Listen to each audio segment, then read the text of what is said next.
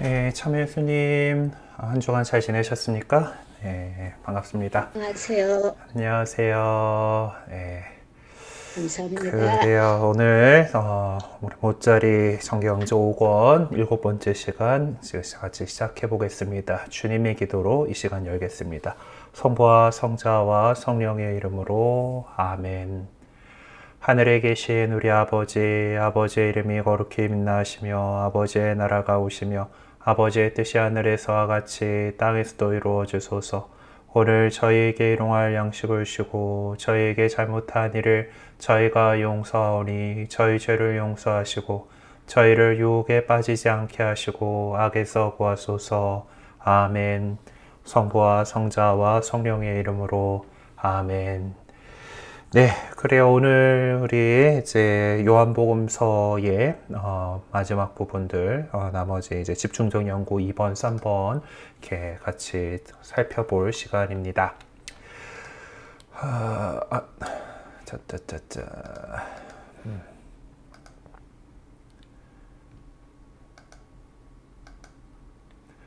네, 이번 시간에는 요한복음 9장에 나와 있는 세상의 빛이신 예수님에 대한 내용들을 보도록 하죠. 그러니까 그러니까 태생소경 이야기라고 하는, 그러니까 태어나면서도 눈먼 사람에 대해서 이제 그가 이제 다시 눈을 보기 빛을 다시 얻게 되는데 이제 그거에 대한 죄에 대한 문제들에 대한 이야기입니다. 본문은 아마 다들 알고 계시는 내용이니까 눈으로만 쭉 일단 읽고서 이야기를 들어가 보죠. 실로암 못에서의 어떤 그 이야기입니다.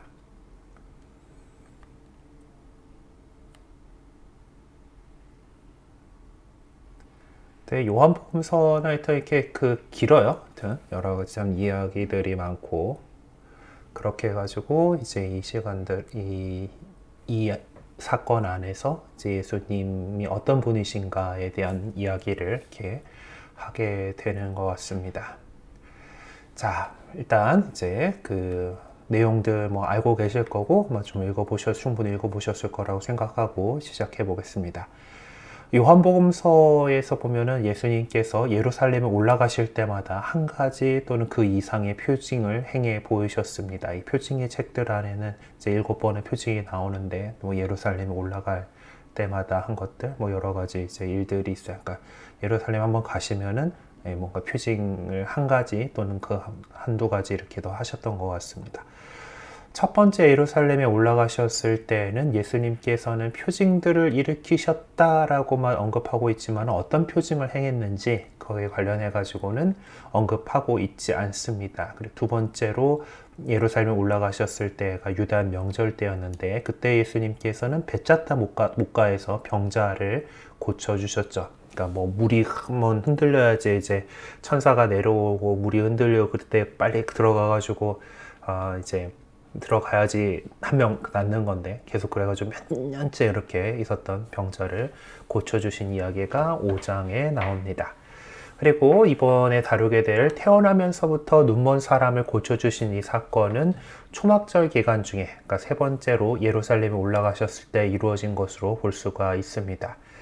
근데 9장도 그렇고 5장도 그렇고 이 두 가지 경우 예수님께서 치유해 주셨다는 사실 자체에 관해서는 최소한도로만 언급하고 있다라는 면에서 공통점인 모습을 볼 수가 있죠. 두 경우를 좀 비교해 보면은 여기 표에 이렇게 나와 있는데요. 한번 보도록 합시다. 5장의 경우에는 모든 것이 이제 말씀에서부터 출발해서 이루어지고 있지만은 9장에서는 행동이 먼저 이루어지고 말씀이 뒤따르고 있습니다. 그러니까 5장 같은 경우는 예수께서 얘를 오탄가 보네 빼먹었어요. 예수께서 그에게 말씀하셨다. 일어나 내 들 것을 들고 걸어가거라. 그러자 그 사람은 곧 건강하게 되어 자기 들 것을 들고 걸어갔다라고 어떤 말씀하신이 이루어지는 그런 식으로 5장에서의 표징이 나타난 반면에 이번에 보게 되는 9장 같은 경우는 뭔가 말씀을 하신 다음에 이제 이 말씀하시고 나서는 이제 그에게 가가지고 하신 말씀이 아니라 이제 제자들하고 이제 나눈 말씀이죠. 그러고 나서 땅에 침을 뱉고 그것을 진으로 개어 그 사람의 눈에 바르신 다음에 실로암 못으로 가서 씻어라 라고 그에게 이르셨어요. 그러니까 진흙도 개고 눈에도 바르는 그런 행동이 먼저 이루어지고 그 말씀 실로암 못에 가서 씻어라 라고 말씀을 하셨다라고 이렇게 되어 있습니다. 뭐 조금 차이가 이렇게 나는 것 같아요. 네. 근데 이 두 가지 이야기는 이 치유 사건 자체라고보다는 그 앞이나 뒤에 나오는 그 반응들, 그 반응들에 대해서 중점을 두고 있다라는 것이 이제 공통점이고, 또 두 이야기 모두 다 모세에 대해서 이제 벨자다 모시하고 실로암 못하고 이렇게 이제 그 물가에서 모세에서 이렇게 이루어지는 일로 되어 있고, 두 이야기 모두 안식일에 치유가 이루어져. 그래서 바리사이들과 율법학자들이 또 이제 뭐라 하는 그쪽 그 분란의 그 씨앗을 제공을 하고 있는 안식일에 치유가 일어난 것으로 되어 있고, 또 두 이야기 모두에 치유가 일어난 다음에 예수님께서는 어디로 가세요 자취를 감추시지만은 또 이 치유받은 사람을 만나기 위해서 다시 나타나시는 것을 이렇게 볼 수가 있고요. 또 두 이야기 모두 표징으로서 예수님께서 성취하신 일에 대한 주제와 심판의 주제를 다루는 기회를 만들어 주는 것으로 공통점을 볼 수가 있습니다. 자, 그런데 이제 구조를 좀 보면은 9장의 구조는 5장 것보다 훨씬 복잡합니다. 9장에서는 치유 이후에 나타나기 시작한 지속적인 반응에 관해서 상세하게 전해주는데, 그것이 5장 것보다 더 치밀하게 구성되어 있음을 볼 수가 있어요. 일단 등장인물들과 그들의 행동, 행위를 보면은 한 6개의 장면으로 구분해 볼 수가 있겠습니다. 네, 첫 번째 부분은 이제 예수님하고 제자들이 이야기를 하고 그 눈먼이가 이제 있어요. 네, 예수님과 제자들이 이야기를 하는 제자들이 저 사람은 어째서부터 시작을 하죠. 어쨌든 그 눈먼이를 이제 치유하는 장면까지 나옵니다. 자, 그 다음에 8절에서 12절에는 어려서 태어날 때부터 눈이 멀었던 사람인데 그 사람 안에 이웃 사람들이 눈뜬 거를 본 거죠. 이웃 사람들과 치유받은 이 눈먼 사람의 요 이야기가 나오고, 이제 그것이 바리사이들에게 알려져요. 바리사이하고 눈먼들과의 관계가 나오고, 그 다음에 바리사이과 그 이웃 사람들, 또 다시 바리사이들과 눈먼 사람들, 그리고 예수님과 또 눈먼이와 바리사이들의 그 6장면으로 이렇게 구별을 해볼 수가 있습니다. 물론 6개보다 하나 더 해가지고 마지막 장면인 9장 35절에서 41절을 갖다가 35절에서 38절에 예수님하고 눈먼 사람하고 39절에서 41절에 예수님과 바리사이들로 또 세분해가지고 7장면으로 구분할 수도 있겠지만은 한 6장면을 구분하는 것이 논리적으로 더 타당성 있어 보인다라고 우리 책은 이야기를 하고 있습니다. 즉, 첫 번째 장면에서 눈먼이가 제자들이 보는 가운데서 치유되었듯이 마지막 장면에서 바리사이들이 보는 가운데서 믿음을 고백하고 있다는 거죠. 그래서 이런 부분들 보면은 이제 마지막 장면에 나타나는 요소들이 첫 장면의 그것과 정확하게 상응하고 있다라는 것을 볼 수가 있습니다. 그래서 조식을 해보면은 이렇게 나오는 거죠. 그러니까 예수님과 제자들이 있고 예수님과 바리사이들이 이렇게, 그리고 눈먼이의 치유와 눈먼이의 믿음이 이렇게 어떤 그 상관관계를 이렇게 이루고 있다라는 것을 볼 수가 있습니다. 이 도표에서 보듯이 9장의 이야기는 시작했을 때처럼 끝맺음되고 있는 거죠. 첫 번째와 마지막 장면에 나타난 예수님 말씀 안에는 동일한 요소들이 담겨 있습니다. 즉, 예수님의 그 선교 의미에 관련된 그분의 주장과 그 뒤를 이어 나타난 질문과 응답이 이제 눈먼과 죄의 관계를 표명해 주고 있는 것이죠. 자, 그럼 어떤 행동들이 일어났는가? 프리엔터가 제때제때 안 움직이는 거지. 네, 눈먼이를 치유해 주신 이 이야기는 이제 벳자타 목가의 병자를 치유해 주신 5장의 1절 18절에서 1절, 왜 그래, 말이야. 5장 1절에서 18절의 이야기와는 많은 점에서 비슷할 뿐만 아니라 또 라자로를 되살리신 이야기와도 비슷한 면을 지니고 있습니다. 물론 차이점들도 있죠. 11장에서 보면은 예수님께서, 그러니까 11장 이 라자로를 소생시키신 이야기에서 보면은 예수님께서는 이야기 전 흐름 속에서 자리하고 계시는데 그 마지막 부분에 가서야 바리사이들과 대치하고 계십니다. 그 장면에서는 예수님과 반대되는 그런 사람들이 없어요. 나중에 가가지고 바리사이들이 예수님을 죽이려고 하겠다 뭐 이렇게 하는 건데, 반면 9장에서는 예수님께서 이제 첫 장면과 마지막 장면에만 개입을 하고 계시고, 바리사이들의 질문은 눈머니하고 이제 눈머니 주변, 그러니까 부모하고 이렇게 해가지고 계속 그들 사이에 이루어지고 있는 것을 이제 볼 수가 있습니다. 어찌됐든 이 이야기의 흐름을 파악하기 위해서는 등장인물들의 움직임이 얼마나 동적으로 이루어져 있는지를 살펴보면 될 것 같습니다. 그래서 어떤 사실이 있고 어떤 그 논의가 있고 이제 소송이란 것도 어떤 쟁의 이렇게 볼 수 있고 판결은 이렇게 해결이 되는 것으로 이렇게 볼 수가 있는데, 예수님의 첫 번째 개입이 이루어진 그 첫 번째 장면에서 예수님께서 문머니를 치유해 주셨고 그가 치유되었다는 사실을 전해줍니다. 이러한 행위가 이제 그 논쟁의 빌미를 제공을 해주게 됐죠. 소송이라고까지 표현했던 말싸움이죠, 지금. 이제 근데 이것은 기적에 대한 두 가지 해석에서 이제 기인을 한다고 볼 수가 있습니다. 그 결과는 기적을 주도한 주체에 대한 두 가지 태도로 표명되죠. 갈수록 이 논쟁도 강화되고 그 결과로서의 태도 표명도 구체화되면서 선택해야 될 두 가지 길이 분명하게 제시됩니다. 이제 갈수록 예수님을 반대하고 나서는 바리사이들의 길과 또 갈수록 예수님께 대한 믿음의 깊이를 더해가는 눈멀었던 이의 길, 이 두 그 길을 나눠 볼 수가 있죠. 이렇게 9장 이야기 안에서 나타나는 등장인물들의 움직임은 무척이나 역동적인 모습을 보여주고 있습니다. 이 이야기가 지니고 있는 역동적인 모습은 바로 지적하게 될 내용, 이제 뒤에서 지적하게 될 내용도 보면 더욱 자명해지죠. 등장인물들이 펼치고 있는 행위들은 각 장면에서 적나라하게 소개되고 있습니다. 여기서 우리는 세 가지 행위를 구체적으로 살펴볼 수가 있겠는데, 첫 번째는 치유해 주셨다. 그러니까 예수님께서 이 눈머니를 치유해 주셨고 그것이 이웃 사람들에 의해서 확인되었다라는 겁니다. 그리고 나서 어떤 소송, 논쟁, 먼저 치유받았던 눈멀었던 이 곁에서 또 그 다음에 그 부모 곁에서 바리사이들에 의해서 이렇게 제기가 되죠. 그리고 그것이 어떤 이제 결론을 맺게 되는데, 역설적으로 우선 눈멀었던 이에 의해서 내려졌고 마지막에는 예수님께서 직접 내리는 것으로 이 이야기가 종결이 됩니다. 자, 그렇다면 이 논쟁의 대상은 무엇인가? 이 6장면들을 살펴보면 각 장면 안에서 동일한 질문을 찾아볼 수 있다는 점에서 이야기 전체가 일관성과 통일성을 이루고 있다라고 말할 수 있을 것입니다.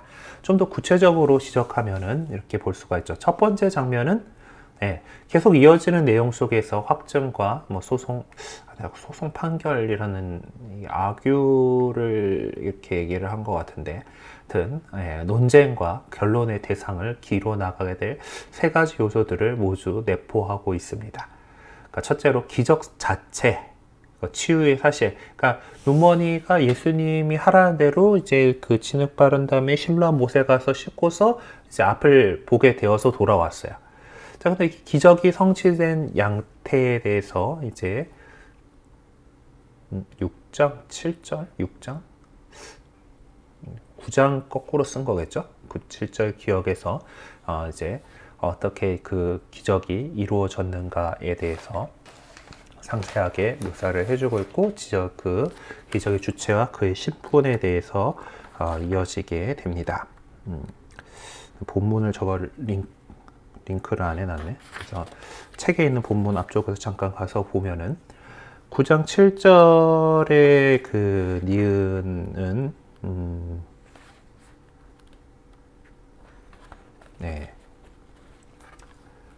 7장 7절의 니은은 이제 실로암은 그 파견된 이라고 번역되는 말이다. 그리고 그가 가서 씻고 앞을 보게 되어 돌아왔다 라고, 그가 씻고 앞을 보게 되어 돌아왔다 라고 하는 그 사실이고, 이제 7절의 기억은 이제 어떻게 그것이 그 기적이 일어났는가라면은 실로암 못으로 가서 씻어라 라고 그에게 이르셨다 라고서 이제 그 것이 나오고, 그 기적의 주체가 그의 신분이다 라고 하는 것은 이제 그 주체는 이제 나를 보내신 일이, 이제 예수님께서 나를 보내신 일이 그분 이제 얘기를 하면서 내가 이 세상에 있는 건 나는 세상의 빛이다라고 이렇게 말씀하시는 세상의 빛이신 예수님에 대해서 이렇게 이야기를 하고 있다고 보겠습니다. 다른 말로 하자면 무엇을 어떻게 누가라고 하는 이 세 가지 질문이 이야기 전체 안에서 이러저러한 형태로 계속적으로 나타난다라고 할 수가 있습니다. 본문에서 기적이 과연 이루어졌는가, 어떻게 이루어졌는가, 기적을 행한 사람이 누구인가라는 그 이야기 초점에 맞춰서 이야기를 전개하고 있는 것이죠. 그러니까 이 원래부터 눈 멀었던 사람이 맞냐? 그래서 보게 됐다라면 정말 기적인가? 그렇지? 그럼 그것이 어떻게 됐는가? 뭐 어떻게 했더니, 그러니까 뭐 그분께서 그 못에 가서 씻으라니까 이렇게 됐다라고 이렇게 얘기를 하죠. 그리고 뭐 누가 그러면 그 과연 그 기적을 이런 치유를 갖다가 다른 일로 보니까 이제 안식일을 어겼다라고, 안식일을 어기는 그런 자가 어떻게 뭐 하느님의 뭐 이렇게 이것일 수 있냐, 아니면 이런 힘은 뭐 이런 거는 하느님의 사람이 아니고서야 뭐 이렇게 뭐 이제 그런 이야기들이 이렇게 나오게 되죠. 그래서 무엇을 어떻게 누가라고 하는 이 세 가지 질문이 계속 이러저렇게 나오고 있습니다. 이 세 가지 질문들을 각 장면에서 어떻게 나타나 있는지를 이제 뭐 도표로 이렇게 보는데, X를 무엇을, 어떻게를 Y로, 누가를 Z로 표시를 한다 뭐 이렇게 했는데, 그냥 저 정도 공간이면은 그냥 누가 어떻게 그걸로 했으면 좋겠는데, 어쨌든 이렇게 구분을 해볼 수가 있죠. 계속해서 그 두 번째 장면, 세 번째 장면, 네 번째 장면에서 이렇게 이런 것들 가지고 이야기를 계속 하고 있는 겁니다. 두 번째 장면에 이제 이웃 사람들과 눈머니에서도 이제 눈머니에서 보면은 어떻게 하고 있나? 잠깐만요. 자, 8절에서 9절. 자, 이웃 사람들이 그리고 전에 거지였던 것을 보아온 이들이 저 사람은 앉아서 구걸하고 있다 하는가? 또 어떤 이든 그 사람이요? 하고 또 어떤 이든 아니요. 그가 닮은 사람이요? 라고 이렇게 막 얘기를 하고 있으니까 그가 내가 바로 그 사람입니다. 그러니까 X라고 했죠. 누가, 그러니까 그러니까 어떻게 아니고, 그러니까 그 누군가, 그러니까 대상이 누구였는가에 대한 이야기고, 이제 세 번째 장면에 13절에서 14절이라고 표시를 하고 있는데, 13절에서 14절에 보면은 그들은 전에 눈이 멀었던 그 사람을 바리사이들에게 데리고 왔다. 이제 그런데 예수님께서 진흙이여 그는 안식일이었다. 그래서 그 사람에 대한 이야기가 나오고, 이제 그 15절에서 어떻게 보게 되었는지를 다시 물었다라고 해가지고 그 양식에 대해서 아이고, 그리고 17 그 마지막 부분은 이제 그 뭐냐 이제 논란이 이렇게 일어나는 식으로 이제 들을 정리를 해서 이렇게 볼 수가 있습니다. 하여튼 이런 도식에서 볼 수 있듯이 이제 각 장면 안에는 세 가지 질문이 다 나타나지만은 그렇다고 그때마다 세 가지 질문들이 다 똑같은 무게를 지니고 있는 것은 아닙니다. 이제 각 장면에 따라서 강조하려는 내용이 다르게 나타난다는 것을 확인을 해볼 수가 있어요. 예를 들어서 바리사이들이 이제 눈머니의 부모에게 던진 질문, 그러니까 네 번째 장면 같은 경우는 어떤 그 기적의 사실 자체에, 그러니까 그 원래 눈 멀었던 사람이 눈을 떴다라고 하는 그 자체에 이제 그 관심을 집중시키고 있어요. 다섯 번째 장면에는 이제 한 가지, 내가 눈을 멀었었는데 이제는 보게 되었다라는 걸 압니다라고 한 눈 멀었던 이 주장이 예수님의 신분에 대한 질문을, 이 일을 한 사람 누군가에 대한 그 질문을 제기하게 되는 계기를 만들어줍니다. 반대로 두 번째 장면 처음에 나타난 기적의 주체에 관한 사실은 오히려 2차적인 것이 되고 모든 관심이 기적이 이루어진 사실에 쏠려 있습니다. 또 마지막 장면 같은 경우는 어떤 눈멀었던 이가 어떤 치유에 대해서 어떻게 그렇게 됐냐 뭐 이런 거 자꾸 물어보니까 그거에 대해 설명을 거부하고 자기에게 은혜를 베풀어 준 이에게로 모든 관심을 모아가고 있습니다. 그럼 이것들의 신학적인 의미를 요한복음서 저자는 이 이야기를 전해주면서 기적 자체에는 별 관심을 두고 있지 않습니다. 본문을 이제 읽어보면 확인해 볼 수가 있는데 총 41구절로 구성되어 있는 이 이야기 가운데 오로지 2구절만 기적이라는 그 사실 자체에 대해서 언급하고 있고요. 나머지 구절들은 무엇에 관해서 언급하고 있는가 라고 하면은 그 기적을 이루신 그분, 그리고 기적이 어떻게 이루어졌는가에 대한 그 문제를 언급하고 있는 거죠. 누가 했냐? 어떻게 했냐? 이제 그걸 가지고 계속해서 이제 논쟁을 하고 있는 그런 모양새입니다. 자, 그러면 이 눈먼이를 치유해 주신 이야기는 그럼 어떤 질문에서 이제 시작이 되었는가 하면은 앞쪽에 이제 제자들이 처음 이제 예수님한테 이런 질문을 하죠. 스승님, 누가 죄를 지었기에 저희가 눈먼 사람으로 태어났습니까? 저 사람입니까? 그의 부모입니까? 라고 2절에서 이제 나오고 있는 그 질문에서 시작합니다. 그러니까 예수님하고 제자들하고 실로암 목가에 갔는데, 목가까지는 아니고 하여튼 예루살렘에 있는데 어떤 이제 소경이 이제 구걸을 하고 있었을 거고, 그리고 그가 이제 태어날 때부터 눈먼 사람이다라고 하는 것이 그 주변에 아마 잘 알려져 있었던 모양이죠. 그래서 어떤 제자가 예수님한테 누가 죄를 지었길래 저희가 눈먼 사람으로 태어났습니까? 라고 하는 질문을 하면서 모든 이야기가 시작이 됩니다. 그리고 죄가 아니고 이제 그 세상의 빛이신 그분께서 하느님의 뜻이 드러나기 위해서 그렇게 되었다라는 거고 말씀하시면서 이제 이 이야기가 전개되죠. 자, 구약 성경에서 보면은 하느님께서는 죄악과 악행을 처벌하십니다. 탈출기에 있고 민수기에, 신명기에, 이렇게 예레미야기, 에제키엘에 있는데 대충 이제 여러저러 이제 내용들이고 대표적으로 탈출기 것만 하나 한번 보죠. 자, 탈출기 34장 6절에서 7절에 이렇게 나옵니다. 주님은 자비하고 너그러운 하느님이다. 분노에 더디고 자애와 진실이 충만하며 천대에 이르기까지 자애를 베풀고 죄악과 잘못을 용서한다. 그러나 벌하지 않은 채 내버려 두지 않고 조상들의 죄악을 아들 손자들에 거쳐 3대 4대까지 벌한다 라고 벌을 확실히 용서하시지만은 벌하신다 라고 하는 처벌한다라는 그런 내용이고 그리고 어떤 그 하느님께서 주시는 처벌의 형태는 다양하게 나타납니다.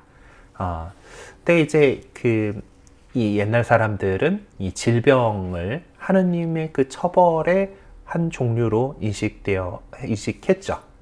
그러니까 병에 걸리는 거는 벌 받은 거다라고 이렇게. 그리고 특히 이제 좀 많은 정말 어려움이 있는 어떤 그러니까 지금 여기 나오는 사람처럼 눈이 멀었다든가 이제 악성 피부병이라고 불리는 나병이라든가 이런 것들은 하느님의 벌이다라고 그러니까 그런 인식을 해오고 있고 그것이 지금 예수님 시대에도 마찬가지예요. 네. 이런 구약 성경의 바탕 위에서 예수님께서 눈먼이를 치유해 주셨다라고 한 것은 그것은 죄를 용서해 주시는 분이다. 그래서 벌을 면해 주시고 죄를 용서해 주시고 벌을 면해 주시는 분이다라는 것이 확인되는 것입니다. 근데 그분께서는 눈먼 사람으로 태어난 것이 죄 때문이 아니었다라고 말씀하시죠. 그래서 그 관심의 방향을 다른 곳으로 이렇게 돌려가십니다. 그러면 예수님께서 당신을 누구로 드러내 보이시고자 했던 것인가? 9장 5절에서 예수님께서는 나는 세상의 빛이다 라고 이렇게 말씀하시죠. 세상의 빛으로서의 당신을 드러내기 위해서 이렇게 이제 이런 상황이다 라고 이렇게 하는데 사실 우리가 좀 잘 이렇게 우리들이 이런 성경을 묵상하면서 잘 안 와닿죠. 그러니까 당신 드러나려고 저 사람을 몇 년씩이나 저렇게 이 장애 속에 살게 한 거야? 뭐 이제 이런 식의 생각이 들기도 하는데 또 예수님께서 이렇게 이제 그 하느님의 영광이 당신의 세상의 빛이심이 드러나기 위해서 그렇다라는 것도 중요한 것이지만은 어떤 이 장애, 병 이런 것들이 누군가가 죄지어서 그런 게 아니다라고 하는 것들을 이렇게 말씀을 하시는 거죠. 이 이야기 구조에 관계되는 기존 자료들은 이야기가 기적 자체보다 큰 의미에 더 관심을 두고 있다는 것을 확인할 수 있게 해줍니다. 이 이야기 안에서 우리가 본 것처럼 기적이라는 사실 자체를 묘사해주는 내용들이 이제 적지 않습니다만은 그것이 기적을 이루는 건 정말 딱 그 두 절이죠. 이제 진흙 깨어가지고 이제 눈에다 발라주고 가서 씻어라 하고 씻고 왔더니 눈이 봐가지고 돌아왔어요. 네, 많은 분량을 하려면서 전해주는 내용은 이 표징에 의해서 야기된 반응들로서 어떤 기적의 사실과 방법에 관한 것으로 이렇게 되어 있습니다. 그러니까 복음서 저자가 이 이야기를 전해주면서 관심을 갖고 표명하고자 했던 것이 바로 그것이죠. 기적을 지켜본 사람들의 반응이 또 어떠했는가? 또 기적을 이루어졌다는 소식을 전해든 사람들은 과연 어떤 반응을 보였는가? 그들이 보여준 반응들이 어떤 경로를 통해서 기적의 의미를 전달해 주는데 역할을 했었는가? 이런 것들을 이제 보고자 했던 겁니다. 이제 우리는 복음서 저자가 이 이야기를 통해서 어떤 의미를 전해주고 싶었는지를 살펴보도록 하겠습니다. 복음서 저자는 여러 사람들이 보여준 반응들을 토대로 이 이야기의 의미를 전달해주고 있어요.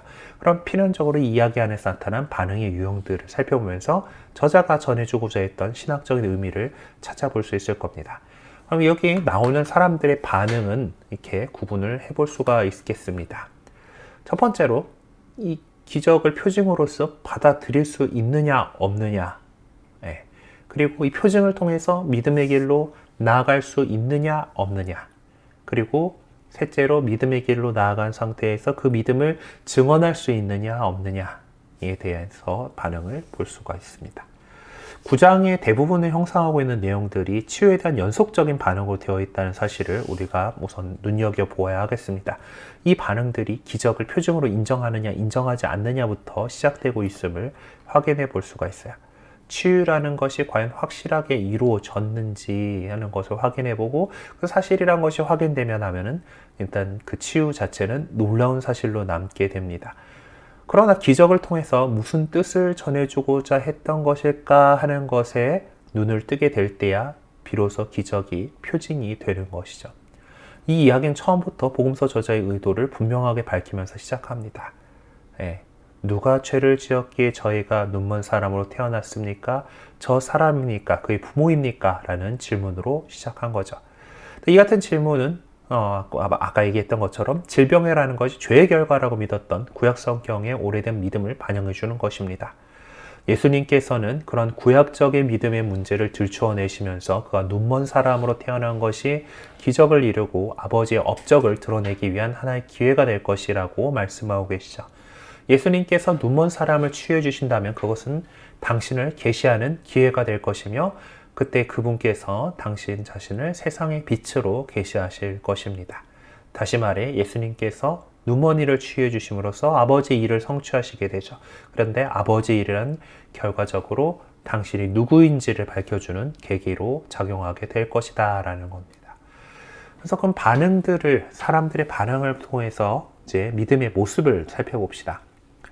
기적이라는 사실을 앞에 놓고 어떤 사람들은 표징의 차원으로 건너가는가 하면은 다른 사람들은 그렇게 하지 못하고 있습니다. 표징의 차원으로 건너간 사람들 가운데서 어떤 사람들은 믿음의 길로 나아가는가 하면은 다른 사람들은 그렇게 하지 못하고 있죠. 믿음의 길로 나아간 사람들 가운데서 어떤 사람들은 증언할 준비를 갖추고 있는가 하면은 다른 사람들은 그렇게 하지 못하고 있습니다. 이렇게 다양한 형태로 반응을 보여준 사람들을 통해서 이 이야기 신학적 의미를 찾아가 보도록 합시다. 우선 아무런 문제를 제기하다. 하여튼 그냥 아무튼 그렇다고 한번 봅시다.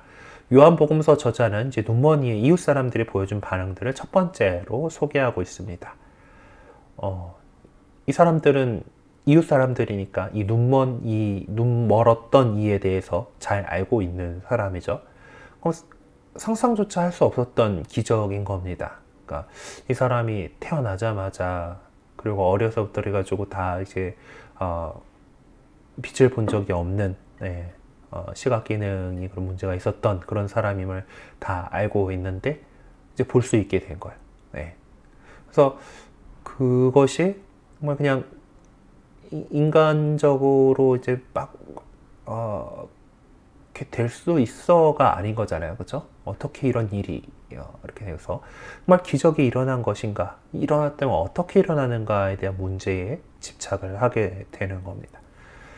기적이 분명 일어났다는 사실을 확인하고 나서야 그럼 어떤 사람이 그 기적을 일으켰는가 하는 문제로 관심을 돌린 거죠. 그러니까 9장 12절에서 그 사람이 어디 있어? 하고 질문을 던졌던 것입니다. 그러므로 이제 그들이 던진 질문은 예수님의 정체성과 그분께서 하느님과 어떤 관계를 맺고 계시는가에 대한 것이 아니죠. 그냥 기상천외한 일이 일어났고 거기에 대해서 대단한 호기심을 갖고 그럼 그거를 일으켰다라고 하는 예수님이 어떤 분이신가를 보고자 했을 뿐입니다. 그러니까 그들이 던진 질문은 그 같은 놀랄만한 기적을 일으킨 사람이 어디 있는가라는 차원의 어떤 호기심에 기인한 것이라고 할 수가 있죠. 이들이 보여준 모습은 6장 21절 빵에 대한 기적에서 이 군중들이 보여줬던 모습, 너희가 나를 찾은 것은 표징을 보았기 때문이 아니라 빵을 배불리 먹었기 때문이다. 저 사람 곁에 가면은 굶어 죽지는 않겠다. 맛있는 빵을 얻어 먹을 수가 있겠다. 사실상 빵을 많게 하신 그 기적 역시 하나의 표징을 형성하는 것이었지만은 불행하게도 그 표징, 세메이온은 제대로 이해되지도 또 받아들여지지도 않았습니다. 그래서 빵을 먹을 수 있어 하고 많은 사람들이 이렇게 쫓아갔지만은 결국 그 안에 담겨있던 예수님께서 당신의 몸을 살아있는 생명의 빵으로 주시겠다라고 하는 그거를 갖다가 받아들이지 못하고 많은 그 제자들이 떨어져 나가게 되죠. 그냥 그 빵에 혹해서 온 건, 예수님의 어떤, 저분이 그 주시는 그 빵의 의미가 무엇인가라는 것을 이제 생각을 하고 또 그분이 누구신가를 보려고 했다라고 하면은 그래서 그 기적의 어떤 단순한 차원을 뛰어넘어서 표징으로서의 의미를 꿰뚫어보고 생명의 참된 빵이신 분이 누구이신지를 이렇게 깨달을 수 있었을 텐데 그것이 아니라 세상에 이곳에서 이렇게 빵을 많이 준비를 할 수가 있다니 대단하군. 기상천외한 그 행위에 대해서 감탄하고 그냥 거기에 대해서 호기심과 관심이 발동했을 뿐이었다라는 겁니다. 9장 8절에도 보면 이 눈먼이의 이웃 사람들을 등장시켜서 그들을 부각시켰던 것은 어떤 이 기적이 실질적으로 일어났다는 사실을 입증하게 하고 어떤 그에 대한 주변 사람들의 반응을 드러내 보여주기 위해서로 보입니다. 눈먼 사람의 이웃 사람들은 기적을 일으키신 예수님을 믿지 못할 이유가 있었기 때문이 아니라 이 첫 번째 단계, 이것이 기적이다라는 사실 자체를 받아들이는데 어려움을 겪을 수밖에 없었기 때문에 그 기적을 일으키신 예수님을 믿을 수가 없었던 것이죠. 그냥 어떻게 계속 그러는 거죠. 그래서 그들에게 이 기적이 믿음을 불러일으키는 역할을 하지 못하고 있는 겁니다. 두 번째로 이제 문제를 제기했으면서도 믿지는 않은 사람들, 바리사이들이 여기에 해당하죠. 그들은 눈멀었던 이가 치유되었다라는 소식을 듣고서 그에 관련해서 정보를 수집한 다음에 나름대로의 판단 기준을 가지고 두 가지 결론을 내립니다. 이들 가운데서 어떤 이는 그는 안식일을 지키지 않으므로 하느님에서 온 사람이 아니오라고 했고, 다른 이들은 죄인이 어떤 그런 표징을 일으킬 수 있겠소라고 이야기를 하고 있습니다. 그러니까 바리사이들 간에서도 어떤 일치된 의견을 내지는 못해. 이 안식일에 일을 하는 것은 안식일법도 준수하지 않으면서 어떻게 이런 일을 하지? 막 이제 그래서 그런 그 안식일을 지키지도 않았어. 예, 그 강조점을 주고 있는 사람들이고, 그리고 그 일어난 기적, 죄인이 그 하느님에게서 온 사람이니까 하느님의 그 권능을 드러내지. 죄인이 어떻게 그런 표징을 일으킬 수 있겠어? 이렇게 얘기했던 그 사이들이 나오고 있습니다. 근데 이들이 내린 결론들을 보면은 기적이 이루어졌다라고 하는 사실에 관해서는 아무도 문제 제기를 하고 있지 않다라는 것을 알 수 있습니다. 그런 점에서 이런 기적이다. 그러니까 아까 그 주변 사람들은 이게 어떻게 일어난 일이지? 어떻게 이런 거에 관심을 더 가졌다면 바리사이들은 그래 하느님의 힘을 입는다라면은 이런 것들은 가능해. 그래. 그런데 정말 그런 건가? 이제 이렇게 하느님의 힘인 것 같은데 그런 걸 행사하는 사람이 안식일도 안 지키지 막 이런 그런 상황 속에 있는 거죠. 예. 이제 이 시점에서 기적을 일으키신 예수님의 기원, 그분의 정체성을 알려주는 하나의 표징으로서 받아들인 겁니다. 사실 눈멀었던 이웃 사람들은 그 차원을 뛰어넘지 못했지만은 바리사이들은 그래도 표징으로 이제 인식은 하긴 했지만은 그 의미를 받아들이는 마음이 없었습니다. 그러니까 표징으로 이제 인식했음에도 불구하고 그 의미를 받아들이고 싶지 않았던 바리사이들은 그러한 자신들의 뜻을 관철시키기 위해서 출발점에서 다시 시작하는 모습을 보여줍니다. 그들은 천진난만하게도 기적이 이루어진 사실 자체가 입증되지 않는다면은 기적이 주는 표징으로서의 의미를 받아들이지 않아도 될 거라고 생각했던 것이죠. 그래서 관심의 초점을 다른 쪽 곳으로 옮겨 놓았습니다. 네. 이웃 사람들에게 했던 것처럼 무엇이 어떻게 성취되었던가 하는 문제를 다시 제기하고 있어요. 네. 근데 그들은 눈멀었던 이 부모를 통해서 이제 기적이 이루어지지 않았다는 것을 확인하려고 했지만 실패했죠. 네. 다 큰 사람이니까 그 사람한테 물어보라고 이렇게.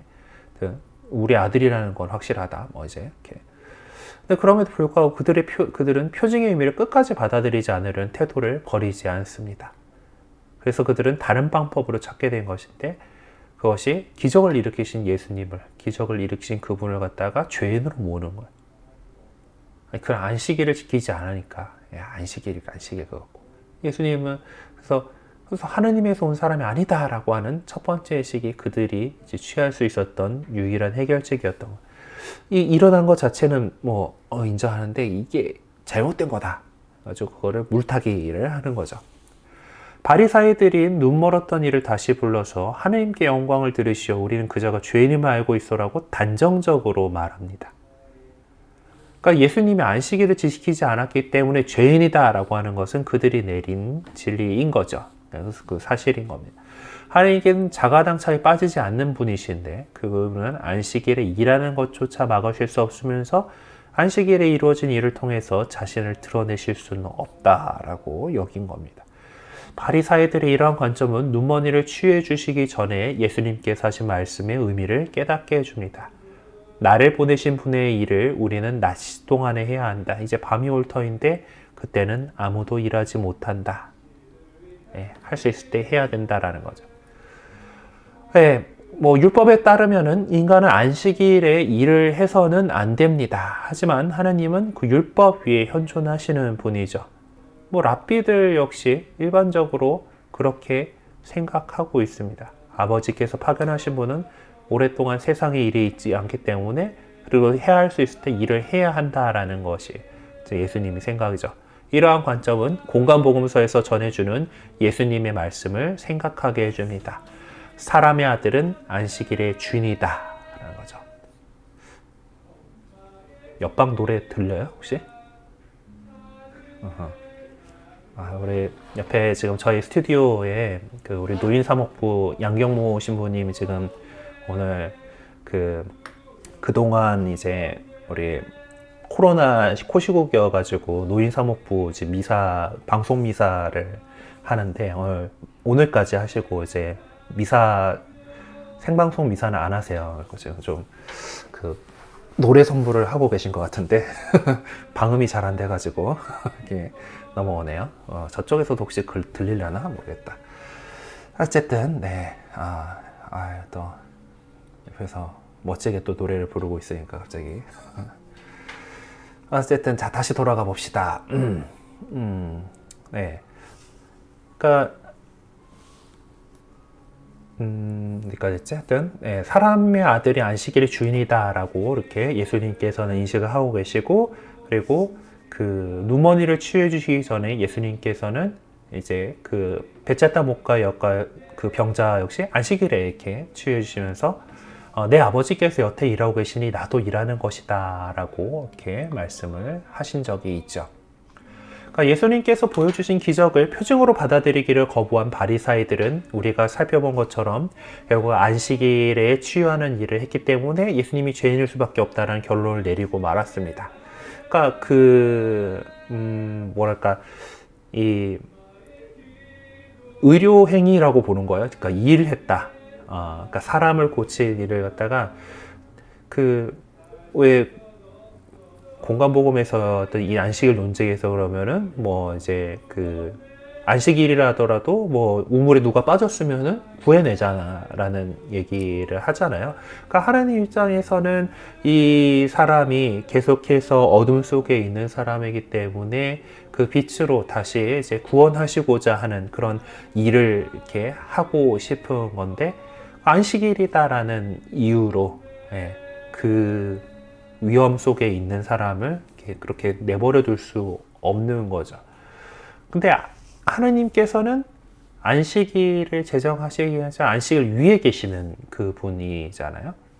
그래서 그날에 하느님만은 그날에 일하실 수 있기 때문에 세상 뭐 사람들이고 짐승들이고 이렇게 그들을 쉬어라 라고 이렇게 하시긴 했지만은 하느님께서는 그 위에 계시기 때문에 일하실 수 있고, 예수님께서 안식일에 일을 하셨다라는 것은 그분이 하느님과 같으신 분임을 드러내기 위한 것이었다라고 이렇게 또 볼 수가 있는 겁니다.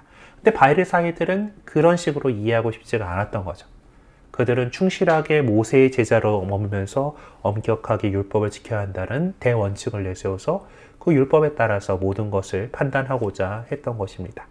그래서 그들이 내린 결론이 우리는 그자가 죄인임을 알고 있어 였던 겁니다. 하지만 놀랍게도 예수님으로부터 치유를 받아서 앞을 보게 된 이 눈멀었던 이는 바리사이들에 내린 결론을 격렬하게 반박하고 나섰습니다. 하여튼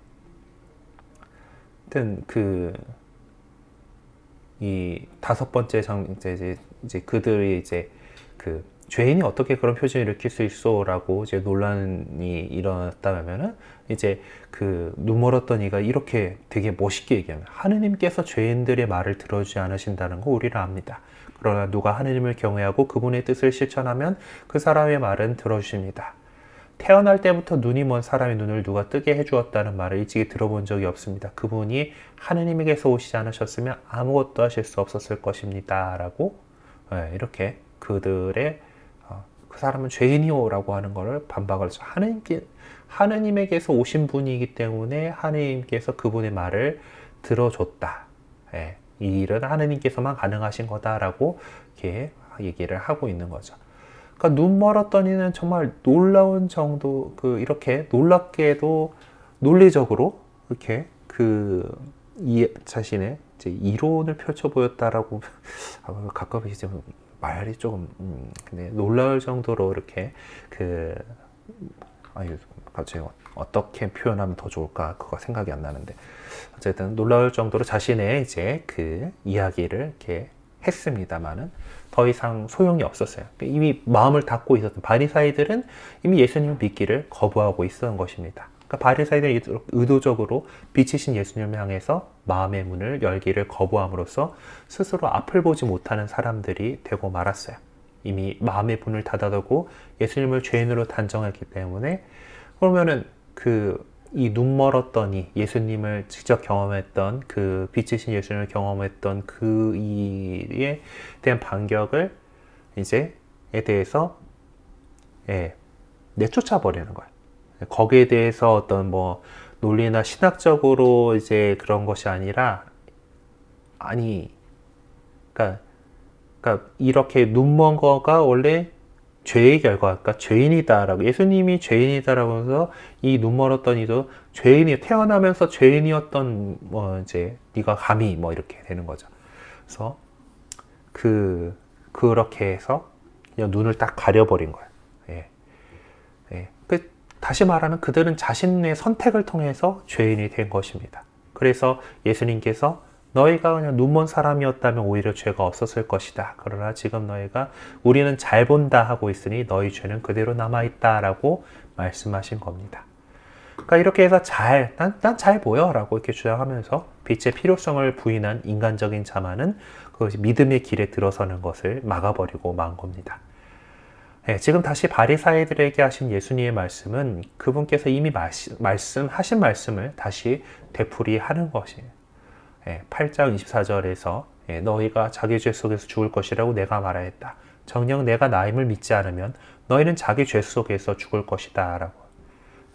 그래서 이 9장에서 보여준 어떤 이 바리사이들죠. 의도적으로 눈을 가리고 있는 의도적 자신이 의도로 눈을 가리고 있는 소경이 된 그 사람들이야말로 어떤 표정이 주어졌음에도 불구하고 믿기를 거부한 자들의 전형적인 모습을 대변해 주는 것이라고 볼 수가 있겠습니다. 네, 시간이 좀 충분히 지났으니까 우리 잠깐 여기서 쉬는 시간 10분 가지고서 다음으로 넘어가 보도록 할게요. 쉬는 시간 가지고 지금 11시 16분이니까 한 25분, 26분에 다시 모이도록 하겠습니다. 신부님 오늘 네. 공지사항 지금 말씀드려도 될까요? 공지사항 있어요? 아니면 그럼 지금 말씀해 주세요. 그러면. 네, 이제 우리 저 파견미사인가? 수료미사? 네, 네. 네, 그것도 공지사항이고요. 저희가 설문조사를 하거든요. 그래서 다음 주쯤에 나 아니면 아무튼 11월 말 전후로 해서 그 사무실에서 문자가 발송될 건데 설문 문제는 한 가지예요. 어떻게 해서 저희 성서 모짜리를 처음으로 접하시게 되었는지에 대한 질문이라서 그것만 좀 적극적으로 좀 참여해 주시기를 부탁드리고요. 그다음 두 번째로는 저희가 종강 미사를 드리거든요. 12월 13일 월요일. 근데 오시는 시간은 10시 30분까지 일단 저희 강의실로 오셔야 되는데 강의실이 영성센터 B202호예요. 혹시 사설 상설 고해소를 아시면은 그 장소로 오시면 되거든요. 예전에 개원여고 자리. 혹시 모르시면은, 혹시 모르시는 분 계시면 더 구체적으로 설명을 드리고요. 성모동산 쪽으로 걸어오시면 돼요. 그쪽으로 걸어오시면 상설 고해소가 있고, 그곳에서 영성센터 B202호로 오시면 되고요. 그리고 10시 30분에 오시면은 수료증을 받으시고, 저희는 5권이라서 성서 봉사자 자격증을 받으시거든요. 간단하게 예행 연습 조금 하시고 11시 30분에 명동 대성전에서 이제 마지막 종강 미사를 드리시면 됩니다. 그리고 마지막은 나눔장 관련 이야기인데 저희가 코로나19로 인해서 나눔장을 걷어서 돌려드리기가 어렵기 때문에 이번 학기도 나눔장은 그냥 개인적으로 보관을 해주시고 나중에 혹시 봉사자가 되시면은 나눔장 1권부터 5권까지 다 하니까 잘 보관해 주시기를 부탁드리겠습니다. 네, 이상입니다. 혹시 질문 있으시면 질문 좀 해주세요.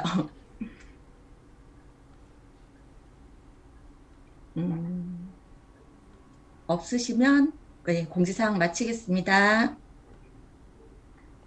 네, 감사합니다. 네, 그러면은 지금부터 10분에서 우리 그냥 30분에 보는 걸로 하도록 하겠습니다. 네.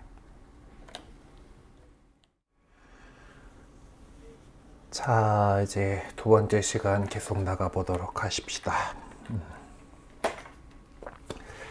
네, 이제 믿기는 하면서도 증언하지 않는 사람들, 네, 이제 이 부분, 이제, 그러니까 예수님에 대해서 이제 믿기는 하는데, 이제 그렇지만은, 믿음 단계까지 가는데, 나만 믿고, 이제 거기에 대해서 겁나니까 이거를 더 이야기하지는 않는 그런 사람들에 대한 부분이죠.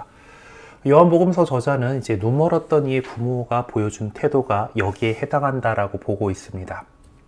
이 부모들이 보여준 태도는 이 치유의 사실을 인정하긴 하지만은 그 치유를 해주신 그분이 예수님이시다라는 사실을 밝히기를 거부하고 거기에 대해 어떻게 치유했는지에 관해서 증언하기를 거부하고 있다라는 것을 보여주는 것이었죠. 네, 다시 말해서 이 부모들은 기적을 표징으로서 어떤 이 같은 행위를 통해서 아버지와 아들이 계시되는 표징으로서 선포하기를 거부했던 것입니다. 그럼에도 불구하고 22절은 그들이 믿을 준비가 되어 있었고 예수님께서 그리스도이심을 받아들이는 준비가 되어 있었다라는 것을 어느 정도는 감지하게 해줍니다. 요한복음서 요한복음서 저자는 22절을 통해서 이제 회당에서 내쫓길 것을 두려워했던 눈 멀었던 이들의 부모를 갖다가 이제 그리스도께 대한 믿음을 고백하고 증언할 용기가 없는 우리 신앙인들을 상징하는 것으로 소개하고 있습니다. 그래서 12장 42절에서 보면은 예수님의 그 예수님의 사명은 하여튼 그래서 예수님의 그 공생활에 대한 그거는 사람에게서 받는 영광을 더 좋아하는 자들에게는 실패한 것으로 보입니다. 요한복음서 저자는 빛을 받아들이지 않으려는 자들을 냉엄하게 빛을 증언하지 않는 자들로 간주합니다.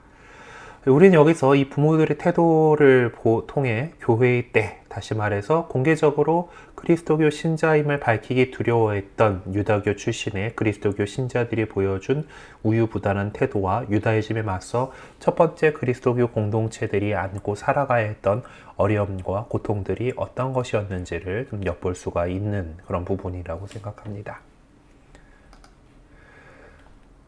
그리고 질문을 받을수록 믿음의 깊이를 더해가고 더 당당하게 증언한 사람의 바로 치유받은 이 눈 멀었던 이가 보여주는 태도는 다른 사람들과는 다른 모습을 보여줍니다.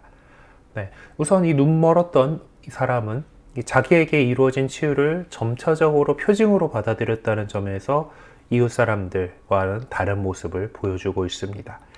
표징을 알아보는 것부터 시작해서 믿음의 길로 인도되어 그리고 급기야 예수님이 어떤 분이신지를 깨닫게 되었다라는 점에서 바리사이들과도 다른 모습을 보여주고 있습니다.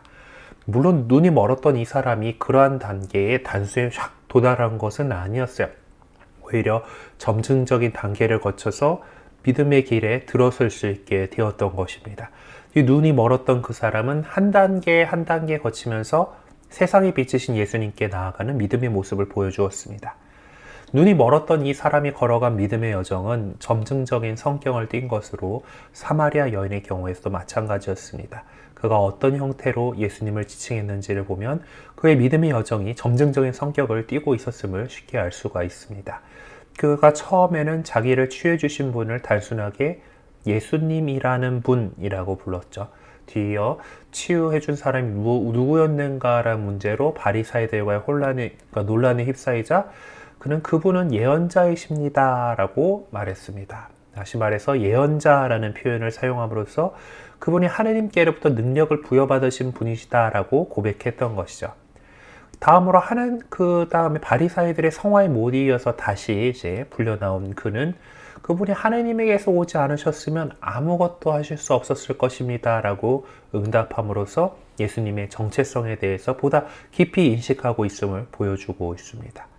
하느님께로부터 라는 표현은 이제 요한복음서 안에서는 예수님께서 아버지와의 관계와 당신의 기원에 관해서 말씀하실 때 사용하셨던 표현으로 요런 구절들에서 이렇게 나오고 있던 표현이죠. 끝으로 눈이 멀었던 그 사람은 예수님을 만났을 때 주님 저는 믿습니다 라는 말로써 예수님께 대한 자기의 믿음을 고백하고 그분께 경배하였습니다. 여기서 눈이 멀었던 이 사람이 걸어온 여정을 잠시 주의 있게 살펴볼 필요가 있겠습니다. 눈이 멀었던 이 사람은 한 걸음 한 걸음 앞을 향해 나아가는 모습을 보여주었습니다. 자기의 길을 가면서 어느 지점에선가 멈추어 섰을 때 자기가 깨달은 예수님을 깨달은 그대로 표현해 주었어요. 조금의 과장도 과소도 없이 느꼈던 그대로 말입니다.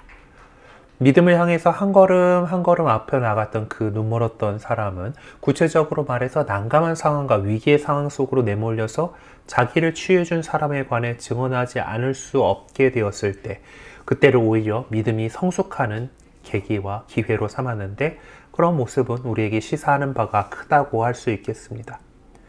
눈이 멀었던 그 사람은 예수님을 새롭게 인식함으로써 그분에 관해 증언할 수 있는 또 다른 기회를 가질 수 있었고, 그분에 관해 증언함으로써 자기가 새롭게 인식한 사실을 더욱 분명하고 확고하게 자신 안에 담아둘 수가 있었던 것이죠. 눈이 멀었던 그 사람은 바리사이들의 계속적인 질문 공세에 시달려야만 했죠. 어디 그것뿐이겠습니까?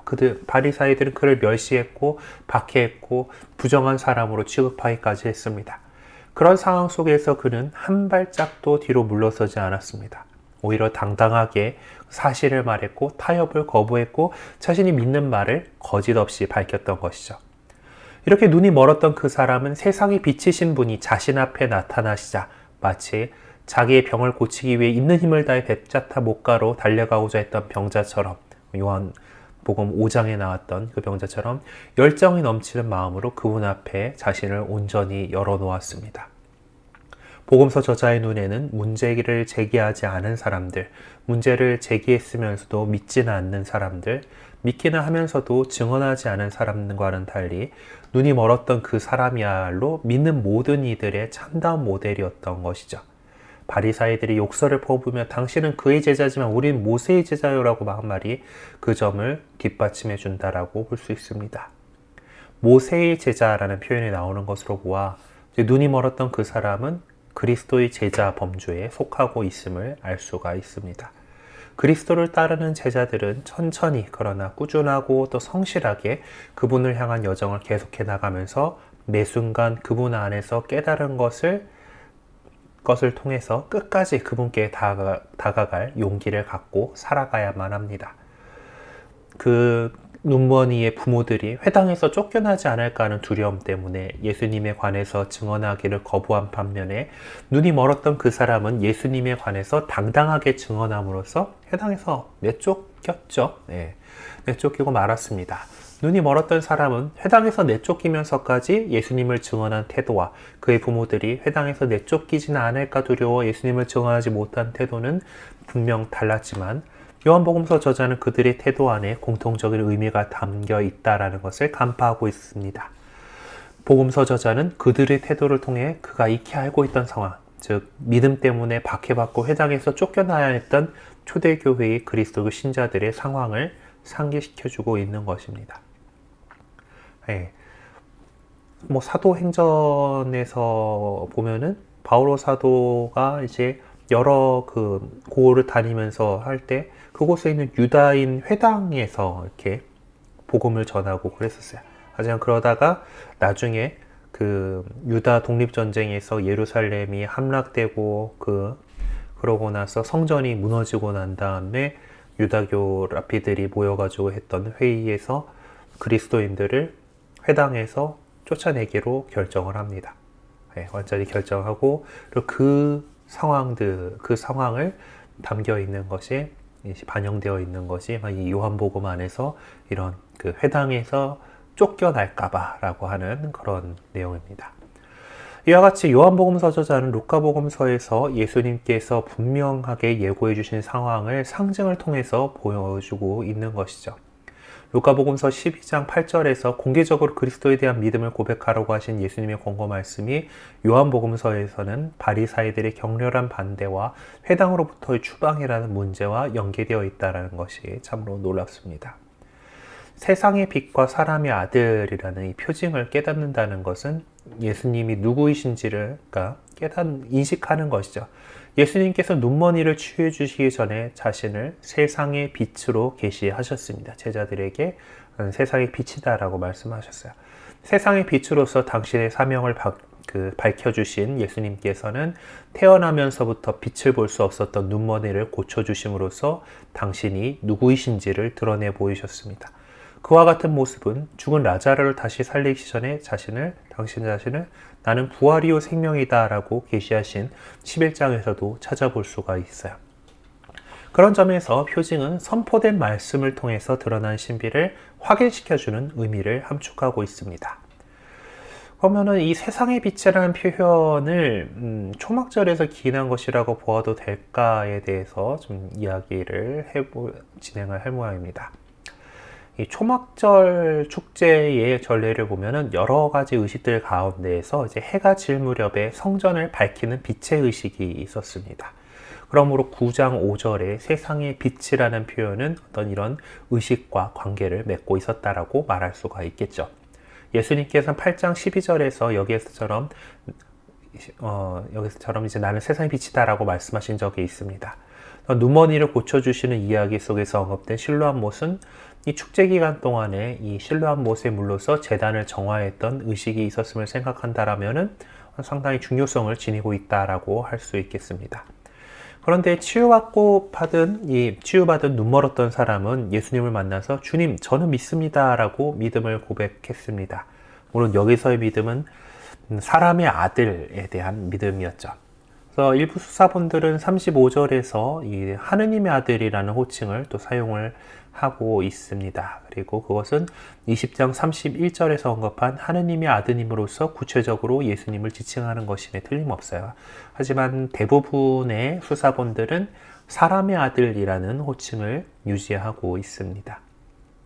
네, 몇몇 수사본들에서 이제 하느님의 아들이라고 하는 표현을 하지만은 이제 사람의 아들이라는 표현으로 이렇게 예수님께서는 당신 자신을 지칭하면서 눈멀었던 사람에게 너는 사람의 아들을 믿느냐라고 물으셨는데, 이처럼 사람의 아들을 믿음의 대상으로 언급하신 것을 과연 어떻게 알아들어야 할 것인가?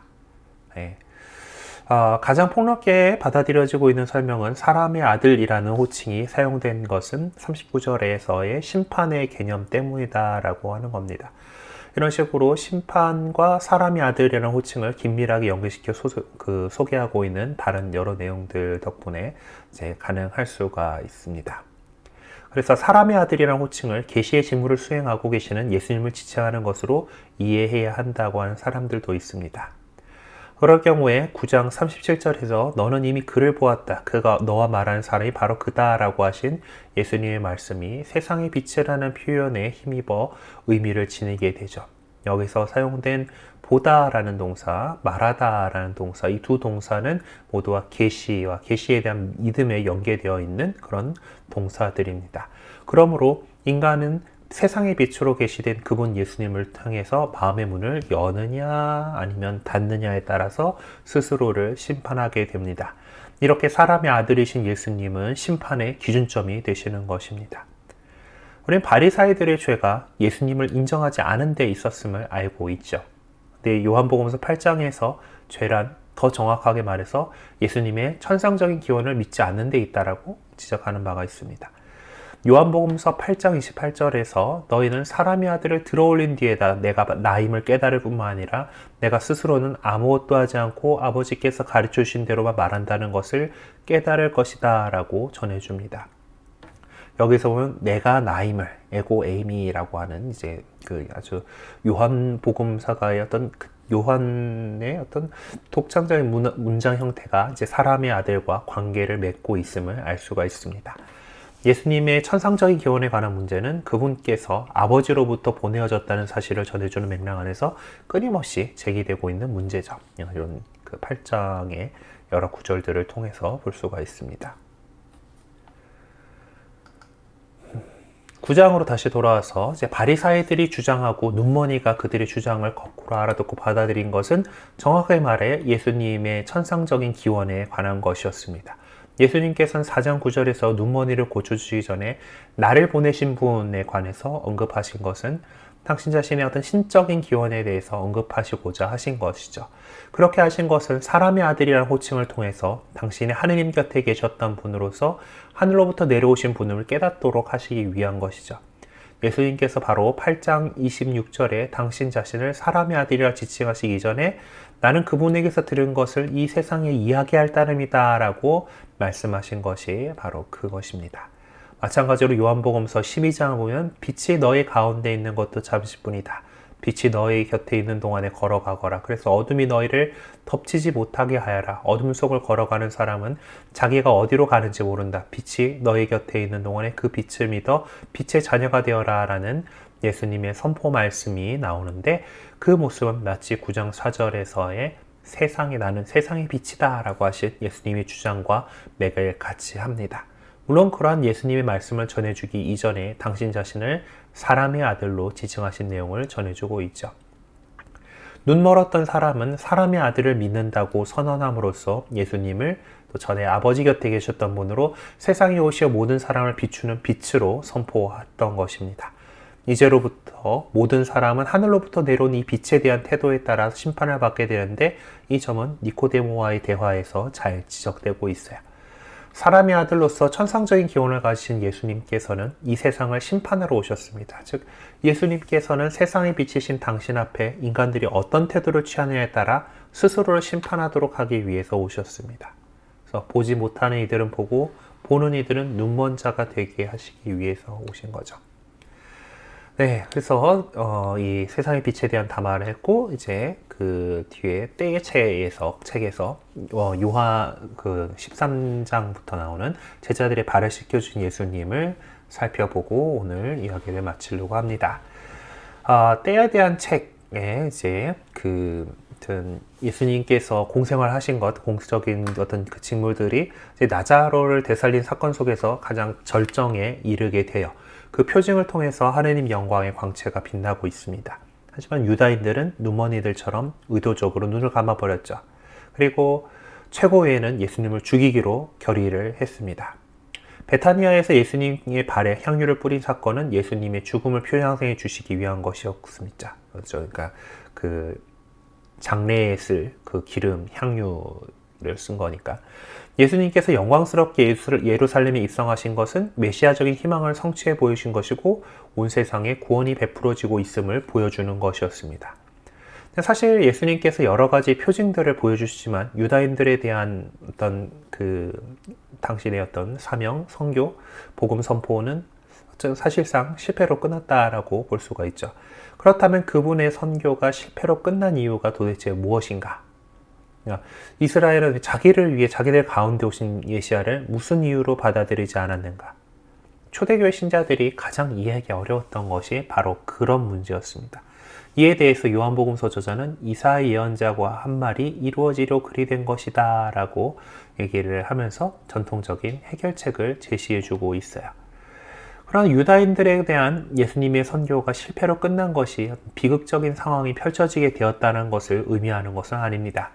오히려 예수님의 죽음을 통해서 하나님 나라의 메시지가 이스라엘의 테두리를 뛰어넘어 온 세상을 향해서 울려 퍼지게 되었기 때문에 그런 실패는 선교적인 관점에서 본다면 희망의 장을 열어젖히는 출발점이 되었다라고 말할 수가 있습니다. 유다인들이 세상을 비추기 위해 오신 빛을 완전히 꺼버렸다고 믿었던 바로 그 순간에 그 빛은 온 세상을 비추기 시작한 것이죠. 예수님께서는 썩어가는 미랄처럼 죽음의 길을 기꺼이 받아들이셨습니다. 그런데 그분의 죽음이 초래하게 될 수확은 훗날 이교도에서 온 자들로 구성된 그리스도 공동체로 나타나게 될 것이죠. 요한복음서 저자는 12장 44절에서 50절을 통해서 예수님을 스스로 당신의 어떤 선교를 요약해 주시는 분으로 소개하면서 이 표징에 관한 책을 마무리 지었습니다. 이제 13장에서부터 시작할 이 때에 관한 책에 대해서는 표징에 관한 책에서보다 훨씬 더 예수님의 내적인 모습에 초점을 맞추게 됩니다. 예수님께서는 유다인들에 대한 선교가 실패로 끝난 후에 당신의 삶의 진정한 의미를 제자들이 깨달을 수 있도록 군중들을 이제 뒤로 하시고 제자들, 그들과만 함께 하시면서 그들에게 말씀하시게 되죠. 특별히 최후 만찬에서 행하실 예수님의 고별 담화문은 그분의 삶이 지닌 근원적인 의미를 분명하게 제시해 줄 것입니다. 그래서 거기서 이제 제자들의 발을 씻어주시는 것으로 이야기를 하죠. 시작을 하죠. 파스카 축제가 시작되기 전에 예수님께서는 이 세상에서 아버지께로 건너가실 때가 온 것을 아셨다. 그분께서는 이 세상에서 사랑하신 당신의 사람들을 끝까지 사랑하셨다라고 이렇게 장엄하게 시작되는 이 구절은 요한복음서의 때에 관한 책이 지니게 될 특별한 성격을 강조해 주는 것입니다. 여기서 말하는 때라는 것은 예수님께서 이 세상에서 영광 속으로 들어가시는 무한한 사랑의 때를 의미합니다. 여기서 보면 예수님께서는 당신이 사랑하시던 제자들과만 함께 하고 계시죠. 네. 요한복음서 13장에서 17장 사이에는 사랑하다라는 동사가 32번 나오는데 요한복음서 전체에서 40번 나오고 있는 이 동사가 여기 안에서 32번 사용되고 있어요. 그것을 보아서 요한복음서 13에서 17장의 모든 내용은 사랑의 표징 안에 놓여 있다라고 말할 수가 있겠습니다. 예, 해당 내용 본문 이렇게 제시가 되어 있는데요. 살짝 눈으로 읽어보고 더 설명 들어가 보도록 하겠습니다.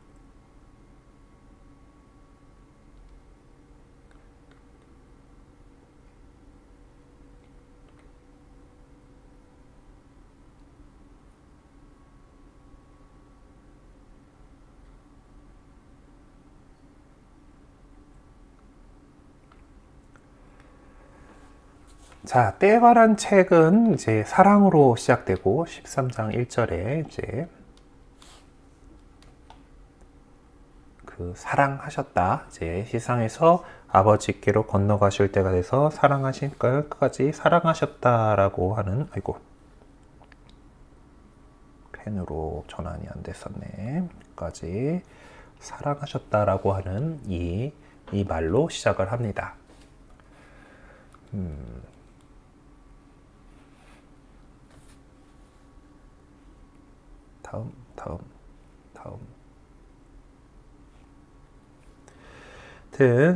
그리고 끝까지, 마지막까지 당신 자신을 선물로 내어주시는 사랑의 표징으로 종결될 것입니다. 그것은 19장 30절에는 다 이루어졌다라고 하는 십자가상에서의 그 말씀으로 이렇게 마무리 짓게 되죠. 우리는 그와 같은 예수님의 모습을 통해서 파스카 신비의 신학적인 핵심 내용이 무엇인지를 알아볼 수가 있을 겁니다. 제자들의 발을 씻어준 예수님의 역설적인 행위는 두 가지 관점에서 설명될 수 있을 것입니다. 첫째로 예수님과의 관계를 맺기 위해서는 어떻게 해야 하는가? 둘째로 예수님께서 보여주신 모범을 따르기 위해서는 어떻게 해야 하는가? 그런 관점으로 이 본문을 잘 살펴보면은 이 본문은 다음의 도표에서 볼 듯이 두 부분이 병행하는 내용으로 구성되어 있다는 것을 알아볼 수가 있겠습니다. 자, 깨닫는 데는 7절에서 나중에는 깨닫게 될 것이다 라고 이렇게 말씀하시고 12절에서 내가 너에게 한 일을 깨닫겠느냐 라고 이렇게 얘기하고요. 그 8절에서 예수님과의 관계를 갖기 위해서는 이제 베드로가 제 발을 씻지 안 됩니다라고 했을 때 내가 내 발을 씻어주지 않으면 너와는 아무 관계 없다라고 이렇게 얘기를 하잖아요. 씻겨줘야 된다라고. 그리고 15절에서 예수님께서 모범을 보여준 거다라고 설명을 하죠. 그리고 10절에서 목욕을 한 이는 깨끗하다라고 이렇게 말씀을 하시는데, 그리고 17절에서 그대로 실천하면 행복하다라는 말로 좀 연결이 되고요. 10절에서 깨끗하지만 다 그렇진 않다라고 하는 부분하고, 그리고 당신을 팔아넘길 줄 알고 계셨다라는 그런 부분들이 18절에 나오는 너희를 모두 가르쳐 말하는 것은 아니다라고 하는 거하고 연결되어 있습니다. 그래서 도표를 통해서 나타난 내용을 우리는 다음과 같이 소제목을 붙여서 그 의미를 요약해 볼 수가 있겠습니다.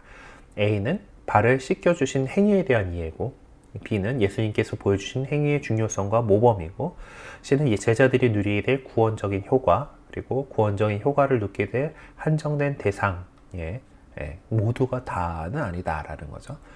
네, 브라운 교수는 6에서 11절은 원래의 본문으로서 그리스도론적인 것이고 12절에서 17절은 부차적인 본문으로 윤리적인 것이었다라고 주장을 합니다.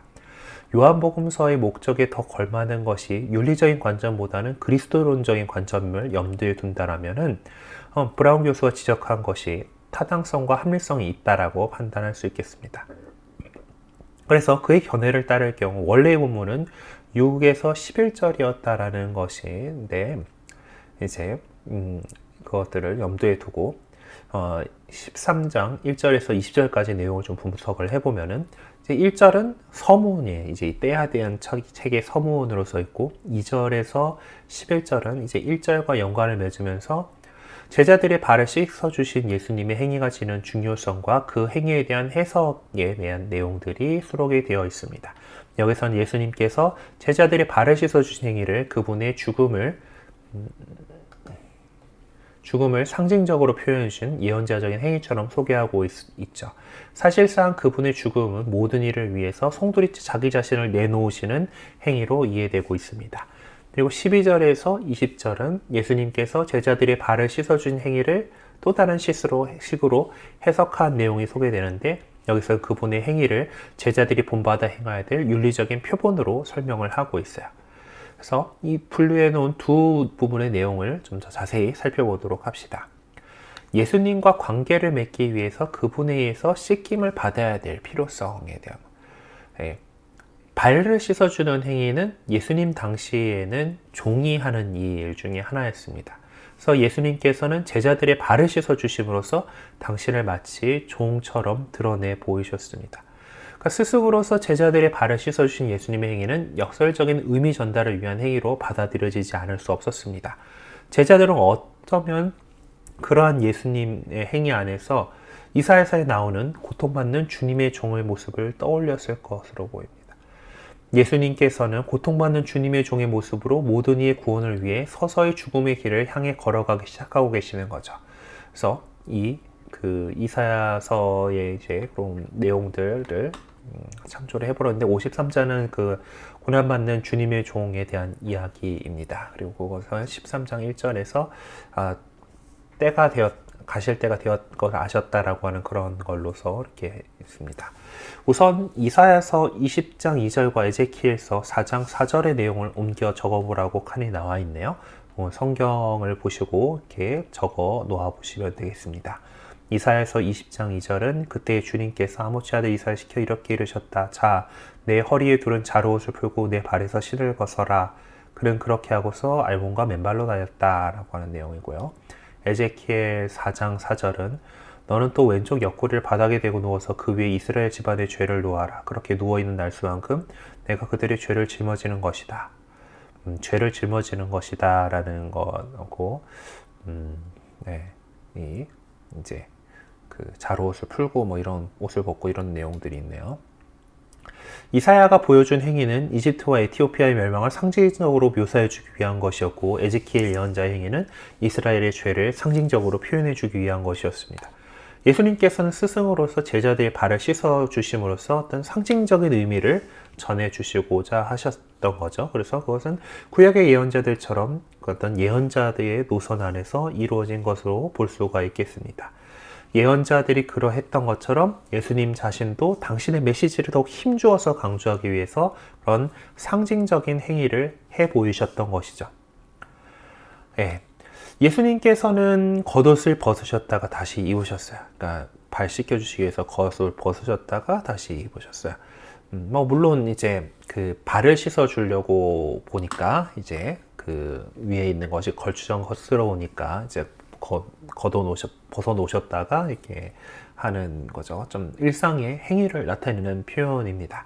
하지만 복음서 저자는 이 일상의 행위에 상징적인 의미를 부여했으니까 복음서에서 보면은 이 옷이 상당히 중요한 상징적인 의미를 갖고 있다라고 이렇게 하고 어떤 것을 표현해주고 있는가라고 이렇게 질문을 하고 있는데 그러면서 19장 예수님께서 순환하실 때의 그 일을 이제 이렇게 보라고 돼 있어요. 19장 2절은 이제 군사들은 또 나무가지로 관을 엮고 예수님 머리에 씌우고 그 자주색 옷을 입히고 나서 그분께 다가가서 유다인들 임금 만세 하며 그분의 뺨을 쳐댔다라고 하는 이야기에서 자주색 옷을 입히고 이제 그 부분이고 19장 23절은 이제 예수님의 옷을 벗겼죠. 십자가에 못 박으니까 벗기고 나눠 가졌다라고 하는 그런 내용이에요. 그래서 그것들을 볼 때 이 내용은 사실 상징적으로 표현하는 건 예수님의 순환이다라고, 순환을 상징적으로 표현해주고 있는 것이다라고 이렇게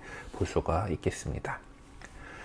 13장 8절에서 제 발은 절대로 씻지 못하십니다라는 베드로의 항의성 발언은 순환의 첫 번째 예고를 듣고 베드로가 즉시 반박했다는 것하고 또 이어집니다. 예, 그 보면은 예수님께서 이제 이게 마르코복음 이쪽에 이제 아마 카이사리아 필리피에 가가지고 이제 얘기를 하고 뭐 이러고 나서 그래서 베드로에게 수익권 주는 건 마태복음에 나오지만 어쨌든 그 이야기 하고 나서 이제 사람의 아들은 예루살렘에 가가지고 수석사제들과 백성들의 원로들에게 잡혀가지고 죽을 거다 뭐 이런 얘기를 이렇게 그 순환에 대해서 예고를 하시잖아요. 근데 바로 베드로가 맙소사 그런 일은 절대 일어나서는 안 됩니다라고 이제 인간적인 그런 모습으로 이렇게 나오고 있죠. 그래서 그거하고도 또 계속 또 이어지는 그런 느낌입니다. 하지만 순환 예고 이후에 베드로가 반박한 것은 예수님의 운명에 관계되는 것이었지만 13장 8절에서 베드로의 항의성 발언은 바로 이어지는 예수님의 말씀을 생각해 보면은 앞에 그런 것과는 좀 다른 의미를 드러내 보이기 위한 것임을 알 수가 있습니다. 베드로의 이 말을 들으신 예수님께서는 내가 너를 씻어주지 않으면 너는 나와 함께 아무런 몫도 나누어 받지 못한다 라고 말씀하셨어요. 이것은 베드로와 예수님의 대화가 베드로를 대표로 하는 교회 공동체가 종말론적인 영광에 참여할 수 있느냐 없느냐 하는 문제에 집중되어 있음을 보여주는 것입니다. 네, 13장 8절에서 내가 너를 씻어주지 않으면 이라는 표현은 씻는 행위의 주도권이 예수님한테 있다는 것을 보여줍니다. 요한 1서 1장 7절에서 그분의 아드님이신 예수님의 피가 우리를 모든 죄에서 깨끗하게 해줍니다라고 분명하게 밝혀주고 있어요. 그런 점에서 우리 모두가 하나님 나라에 참여할 수 있기 위해서는 예수님의 순환과 죽음이 필연적으로 뒤따라야 한다는 겁니다. 그러므로 구원은 예수님의 주도권 속에서 그분의 순환과 죽음을 통해 우리에게 주어지는 선물이고 은총일 것입니다. 그리고 예수님의 주님성이 지니는 역설적인 성격과 또 그분의 제자들이 행해야 될 그 사명에 대해서 이제 뒷부분이 나오게 되죠. 요한복음서 13장 22절에서 20절의 내용은 루카복음서 22장 24절에서 30절에 섬기는 사람이 되어라라고 하신 그 본문하고 비슷합니다. 이 같은 사실은 루카와 요한의 전승 사이에 유사성이 자리하고 있음을 확인시켜주는 내용이죠. 루카복음서 22장 30절에서 너희는 내 나라에서 내 식탁에 앉아 먹고 마실 것이며 옥저에 앉아 이스라엘 12지파를 심판할 것이다 라고 전해주는 것처럼 제자들은 통치하다라는 의미로 이스라엘의 12지파를 심판할 것이다 라는 언약을 받고 있습니다. 이런 내용들은 코린토전서 6장 2절, 마태복음서 19장 28절에서도 찾아볼 수가 있어요. 코린토전서에는 이제 소송에 관련된 문제를 가지고 이제 세상 사람들, 그러니까 세상 법정에서 막 이제 하는, 그러니까 신자들끼리의 그거를 갖다가 이제 그 안에서 해결 못하고 세상 법정에서 이렇게 하는 거에 대해서 바오로 사도가 이제 얘기하는 거죠. 여러분 성도들이 이 세상을 심판하려는 것을 모릅니까? 세상이 여러분에게 심판을 받아야 할 터인데 여러분 아주 사소한 송사도 처리할 능력이 없다는 말입니까? 라고 하는 말에서 이제 우리 그리스도인들이 이제 나중에 제자들이 이제 이 세상을 심판하게 될 것이다라는 그런 믿음을 갖고 있는 것을 볼 수가 있고요. 마태복음서 19장에도 이제 사람의 아들이 영광스러운 자기 옥좌에 앉게 되는 새 세상이 오면 나를 따른 너희들도 12옥좌에 앉아 이스라엘의 12지파를 심판할 것이다 라고 이렇게 한 내용이 있습니다. 자, 이런 내용들을 근거로 본다라면은 제자들은 어떤 일에 동참하게 될 것인가? 예수님께서 하신 어떤 일인가? 그러니까 우리가 이제 쭉 이제 종말을 향해서 이어지는 세계관을 갖고 있잖아요. 시간관을. 그래서 그 마지막 때에 일어날 어떤 종말론적인 그 심판에 함께 참여할 것이다 라는 것을 이제 이렇게 보여주는 그런 것이라고 얘기할 수가 있겠죠. 자, 그러나 루카복음서 저자는 예수님께서 제자들에게 그런 언약을 하시기 전에 제자들이 어떤 사람이 되어야 한다고 가르치셨는지를 전해줍니다. 네. 이렇게 통치하다, 이런 것도 보면 되게 위에 있는 사람이 될 것으로 이렇게 되지만은 그 가장 위에 있는 예수님께서 어떤 사람이 되었는가? 루카복음서에서도 보면은 그 식탁의 봉사자로 섬기는 사람이 되어야 된다. 사람이 아직 섬기러 왔다라는 것을, 섬김을 받는 사람이 섬기러 왔다라고 하는 것을 이야기를 하고 계시죠. 그래서 우리가 어떤 군림하는 존재가 아니다라는 거, 어떤 교회의 어떤 구조 안에서 어떤 그 직무를 맡은 사람들은 그 위에 있는 것이 아니라 어떤 섬기는 사람으로서 이제 있다라는 것을 강조하고 있습니다.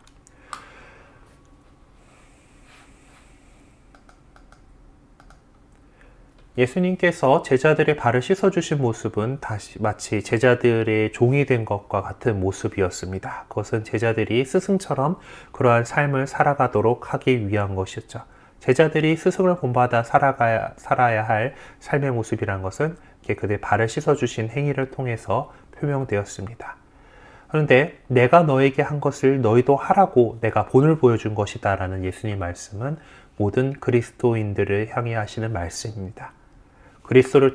그리스도께서 보여주신 이 역사적인 위대함이 이제 그분을 믿는 이들을 통해서 세상에 드러나야 할 것입니다. 그때 세상은 구원의 은총이 흘러넘치는 모습을 보게 될 것이죠. 우리의 역할과 사명을 다시 한번 깊이 묵상하고 행동으로 옮겨놓게 하는 순간이 바로 지금 우리 앞에 펼쳐지고 있는 것입니다. 네, 그래요. 이렇게 우리 요한복음에 대해서 이제 공부를 이렇게 해봤는데요. 이렇게 혹시 질문하실 거 있으신가요?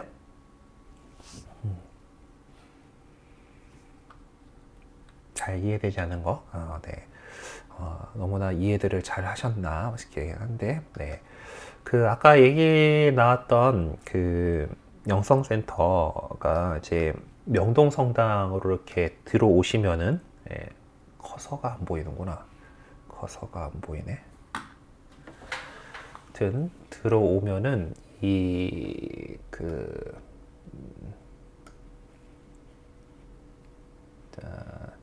명동성당 옆으로 이렇게 해갖고 오시면은 옛날 개성여고 뒷문이 있어요. 이쪽으로 들어오실 수 있는 거기에 옛날 개성여고 자리가 영성센터니까 이제 그쪽으로 이렇게 들어오시면 됩니다.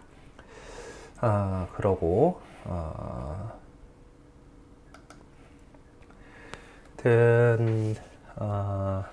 뭐 다다음 주 더 있고 하니까 이제 그거 하면서 이제 마지막 주쯤에 한 번 더 정확하게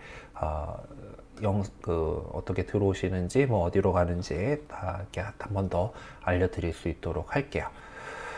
그리고 아까 그 봉사자님 말씀해 주신 대로 이제 이 설문조사 문자로 오면은 좀 해주시고요. 그리고 네, 그 정도면 됐죠. 네, 그래요. 강의 마치는 기도로 우리 삼종기도 같이 하고 이 시간 마치도록 하겠습니다. 성부와 성자와 성령의 이름으로 아멘. 주님의 천사가 마리아께 아뢰니 성령으로 잉타하셨나이다. 은총이 가득하신 마리아님 기뻐하소서. 주님께서 함께 계시니 여인 중에 복되시며 태중의 아들 예수님 또한 복되시나이다. 천주의 성모 마리아님 이제와 저희 죽을 때 저희 죄인을 위하여 빌어소서. 아멘. 주님의 종이오니 그대로 제게 이루어 주소서. 은총이 가득하신 마리아님 기뻐하소서. 주님께서 함께 계시니 여인 중에 복되시며 태중의 아들 예수님 또한 복되시나이다. 천주의 성모 마리아님 이제와 저희 죽을 때 저희 죄인을 위하여 빌어소서. 아멘. 이에 말씀이 사람이 되시어 저희 가운데 계시나이다. 은총이 가득하신 마리아님 기뻐하소서. 주님께서 함께 계시니 여인 중에 복되시며 태중의 아들 예수님 또한 복되시나이다. 천주의 성모 마리아님 이제와 저희 죽을 때 저희 죄인을 위하여 빌어소서. 아멘. 천주의 성모님 저희를 위하여 빌어주시어 그리스도께서 약속하신 영원한 생명을 얻게 하소서. 기도합시다. 하느님 천사의 이름으로 성자께서 사람이 되심 알았으니 성자의 순환과 십자가로 부활의 영광에 이를 은총을 저희에게 내려소서. 우리 주 그리스도를 통하여 비나이다. 아멘. 성부와 성자와 성령의 이름으로 아멘. 네, 그러면은 우리 그 모임 잘 해주시고 또 다음 주에 이렇게 뵙도록 하겠습니다. 끝나면은 이렇게 나가시면 돼요.